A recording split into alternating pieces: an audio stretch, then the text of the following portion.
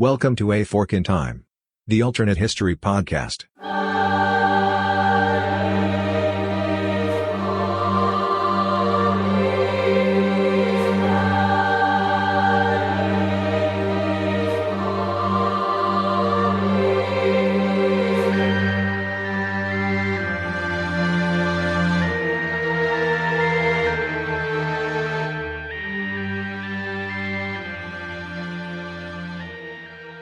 Welcome back to A Fork in Time, the alternate history podcast. Don sitting in the host chair today. Going to take the What If machine out for a little quick solo trip for this week's episode. And we're actually going to pivot off of something that we talked about in our sister podcast, The Room Where It Happened, in room number 1. Talking a little bit about the Compromise of 1790 and talking about in particular the location of the United States Capitol.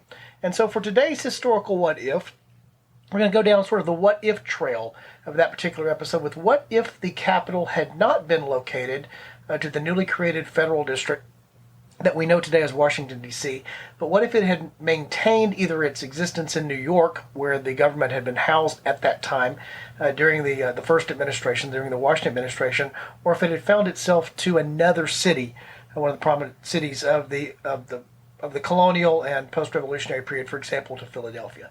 So today here on A Fork in Time, the alternate history podcast, we're going to look at the what if of a different location of the United States Capitol. Hope that you stay with us after the break.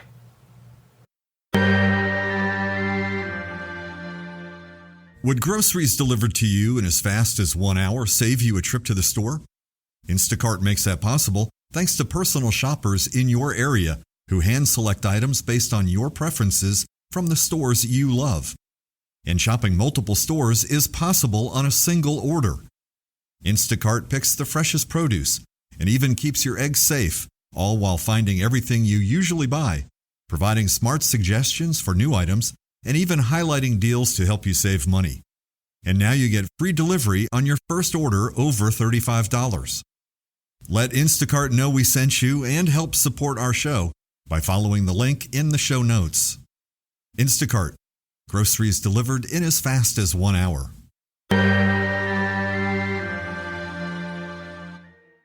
Welcome back to A Fork in Time, the alternate history podcast. Again, today we're going to take a quick excursion down a historical what if. And that historical what if is going to be, what if the United States Capitol, as a city, as the location, as the seat of government, had not landed in the place that we know it today, which is in Washington, D.C. And so the first of the two excursions that we're going to look at here is what would have happened had the Capitol question, or the location of a federal district, not been resolved, and if the Capitol had remained in New York. On a previous episode, I think it was the one that we talked about back during about the War of 1812 that Alexis and I did, talking about hurricane history. We talked about some alternative ideas because the Capitol had to be evacuated during the war due to its location and due to the British attack. What would have happened if the United States Capitol would have remained in New York? I happen to have this idea, maybe somewhat of a little bit of a delusional idea, of imagine a federal district that would be created inside of New York City as we know it.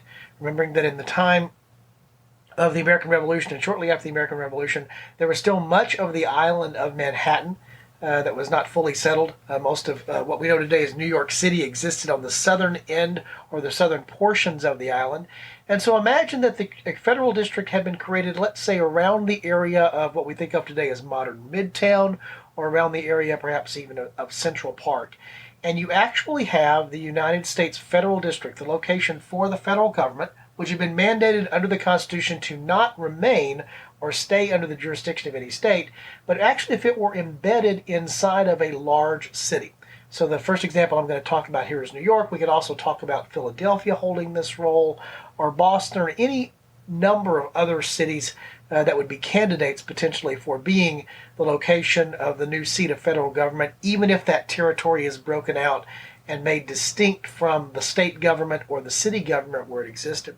But just focusing on what it would have meant in the short term and in the long term for the Capitol to be located in a major city at that time. This is again prior to most of the Industrial Revolution kicking off, but in a major city or a larger population center. So the first thing that strikes me as being part of that alternate timeline with the Capitol based in New York is it would have had a much closer tie to more of a merchant and commerce-based influence on the government itself. That's not to say that business cannot influence government no matter where you put your capital. In fact, if you think about a lot of state capitals in the United States today, they are not located in the largest cities. They are not located necessarily in the most populous areas, but that doesn't mean that business doesn't have an influence on politics or that they can't go to where the more rural capital is located and still have that influence. But I think it's obviously easier to see that the closer you have the seat of your political power to the areas that are the concentrated control areas for economic power, the more likelihood you have that the two are going to be influencing each other. And certainly there were other large cities in the new United States at the time of the founding of the new republic, particularly under the Constitution. But New York was certainly one of the growing and larger one of those. It was certainly becoming more and more of a financial power, was already an important location because of its harbor, because of the access, the riverways that were there. So I think one of the things you definitely would have seen is earlier on, although many again credit, we talked about this during the episode on The Room Where It Happens and the famous Compromise of 1790, that it was Hamilton getting his financial plan in exchange for the location of the capital being closer to Virginia. You still would have had, even without Hamilton's financial plan, I think a tremendous amount of influence by a New York-based and other Eastern establishment business entities on the new government, even more so if they were directly there in the federal district itself. And so while that seems pretty obvious, I think that also would have been true of Philadelphia, would have been true of Boston, would have been true of any established city. It's not unique to New York. I think it is important to recognize that this, I think, would have existed. And we would have had a slightly different feel to the capital. In fact, even by the time of the War of 1812, when the city of Washington is now occupied as the capital of the United States, as the federal district, it is not overly populated. It's still almost somewhat rural in the sense of what it was become. It was a city that was being built. It was not a city that already existed. And so to understand just the difference between those two things and how the government early on would have been more influenced by being in more of a, it's a little bit premature to call this urban setting versus a rural setting, I still think is something that's worthy of looking at. To me, the more interesting thing is what would have happened if instead of, particularly after the War of 1812 or after the Civil War, as the United States is going through its 19th century manifest destiny expansion and moving further and further west, if one of the several movements that took place would have actually relocated the capital to a more central location. One of the most interesting things about the location of Washington as the capital initially was it was fairly central in terms of the north-south axis for the new nation, but certainly as the nation grew from the eastern seaboard of the North American continent all the way to the west, to California, modern-day California, Oregon, and Washington, the capital is very far removed now from much of the population centers and much of just not even close to being the geographic center of the nation. If you look at many of the state capitals in the new states that were formed as the new states joined the Union, as the nation expanded from east to west, very often you find that the capitals are intentionally located in a central location. In fact, there was a move after the U.S. Civil War, for example, to move the capital to St. Louis. There actually was a convention that was called and an effort that was made looking to relocate the capital from being so far east towards what at that point was becoming the central part of the United States. Now, some of the what-ifs that come from that, I think, are very interesting. I mean, one of the things that we find even in our modern culture today with modern travel and modern communication is many people talk about that the capital is located so far away from many of the centers of our population and from parts of the United States that it seems to be remote. There's something, we talk about Washington as if it's some far-off place if we don't live nearby here in the United States. They're on the eastern seaboard. And so it's interesting to think about what that would mean psychologically if the capital were more central in its location. Imagine a location like St. Louis, or maybe even the creation of an entirely new federal district that would be somewhere towards the center of the United States. In fact, in some ways, President Grant, who was president after the Civil War, the former Union General Ulysses S. Grant, is sort of credited with doing things to sort of keep the capital there in Washington. Some of the investments that were made and some of the intentional efforts that were made to make the capital city more of an appropriate type of location for the seat of government. This was directly in response to some of the moves Horace Greeley, the newspaper person, being one of the folks who led this effort, among others, to look at potentially moving the capital away from Washington, D.C., somewhere to more towards the Midwest. And so, in some ways, the Washington that we know today is a function of the fact that there was a realization that the capital needed to be something different than it was, even at the time of the United States Civil War and shortly thereafter, particularly during the latter part of the 19th century, as the nation is growing westward and, if you will, the geographic center is shifting further and further to the west as new states are added to the Union. One of the other interesting considerations, though, about the actual location of the capital that I think is an important historical what-if is the realization that the location of the capital in what became a border state during the American Civil War, the state of Maryland, and directly adjacent to Virginia, which was one of the leading states in the Confederacy, created an interesting situation from both a tactical and a strategic sense during the American Civil War. If you had the capital in New York City, it's quite easy to imagine that the way that the Union would have fought the war, the nature of what they felt needed to be defended, how it needed to be defended, would have been very different. In fact, it's interesting to me that actually the distance between the two capitals, both the Union and the Confederacy during the Civil War, are very close to each other, with Richmond being the Confederate capital, which is very far north in the Confederacy, and of course Washington being the capital in the Union, which is very far south in what remained of the Union at that particular point in time. In fact, it's just across the river there, just across the Potomac, that we find the Confederate States of America. And so you can imagine if the capital had been in Philadelphia, which is not that far removed from Washington, D.C., but still further north and better protected from what would become the states that it seceded from the Union and were in rebellion to the United States. But certainly if it were in New York, where it would have had the benefits of geographic protection, that would be far different than what it enjoyed there at the location of Washington, D.C. I think you would have seen the conduct of the Civil War in terms of where battles were fought, what the strategic and tactical considerations were, be very different.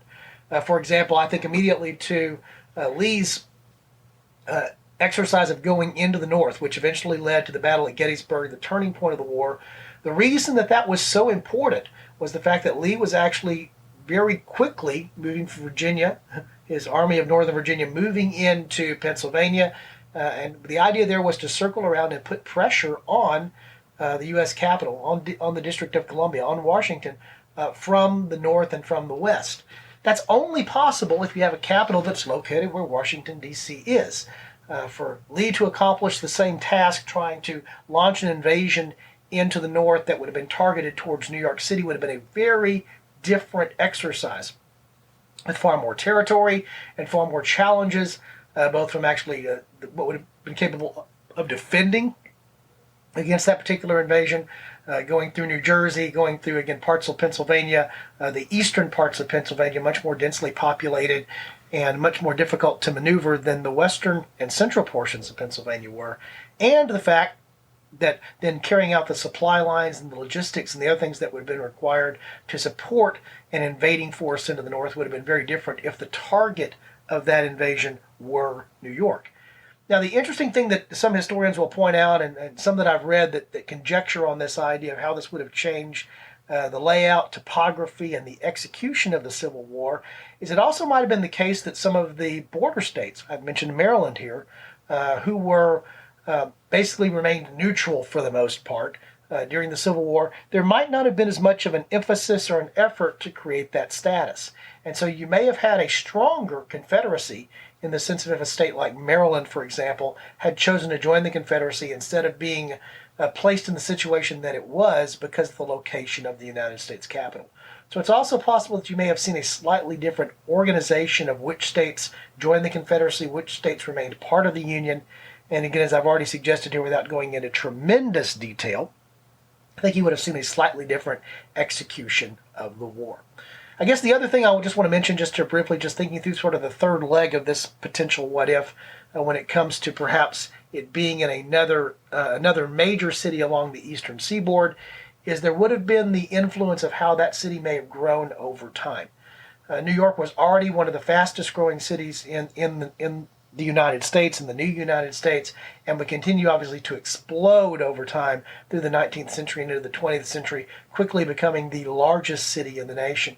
But imagine that you have another major city that has the attraction of being the capital. So while Philadelphia is certainly a large city, it's among the top 10 cities in the United States, what if the trajectory of Philadelphia had been set a little bit different earlier on, and so it would have been the focal point perhaps of some immigration. It would have been the focal point of those that were coming to the United States to be near the capital. It just would have been more of the center of what was going on in the United States. And so even the trajectory of some of the East Coast cities, the large East Coast cities that we knew at that time that we still know today, would be very different. So I just want to take this little quick hit. This is going to be a little bit of a quick hit today. We've been taking a little bit of a step back here towards the latter part of Summer on a Fork in Time, just trying to catch up things going on in personal life. So we apologize for getting this episode out a little bit late.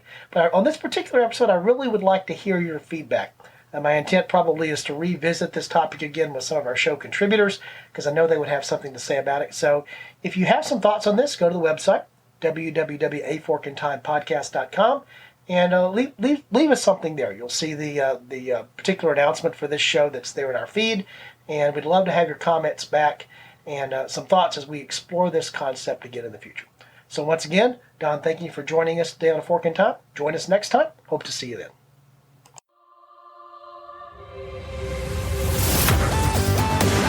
Thanks for listening to A Fork in Time, the alternate history podcast. Learn more and provide feedback by visiting our website at www.aforkintimepodcast.com. Connect to us on Facebook at facebook.com/aforkintime or follow us on Twitter at AFIT Podcast. If you want to support the show financially, visit our Patreon page at patreon.com/aforkintime. We hope you will join us next time.